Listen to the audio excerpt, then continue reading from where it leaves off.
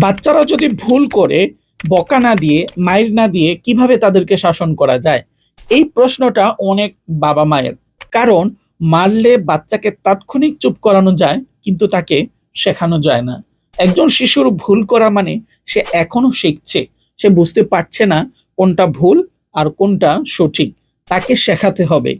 আর শেখানো মানেটাই কিন্তু হচ্ছে ধৈর্য, তাকে ভয় দেখানো না।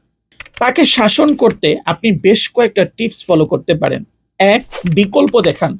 যদি সে দেখছেন আপনি দেয়ালে লিখছে, তাহলে তাকে বকা না দিয়ে বলুন, তার সামনে একটা কাগজ দিয়ে বলুন, এই কাগজটাতে তুমি লিখো। ২, চোখে চোখ রেখে শান্ত গলায় তাকে বলুন, এভাবে বললে মা কষ্ট পায়, বা এই কাজটা তোমার জন্য বাবা নিরাপদ না।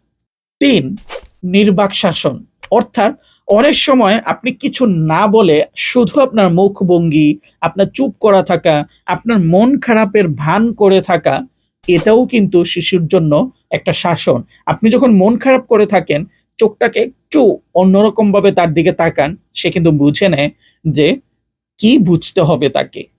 ৪, টাইম আউট। অর্থাৎ ১-২ মিনিট চুপচাপ তাকে বসে থাকতে বলুন। সে যেন নিজের কাজটা নিজে বুঝে নিতে পারে। ৫, আপনার শিশুকে প্রশ্ন করুন, "তুমি যদি আমার হাতে মার খাও তাহলে তোমার কেমন লাগবে?" এতে তার মাঝে একটা সহানুভূতি তৈরি হবে।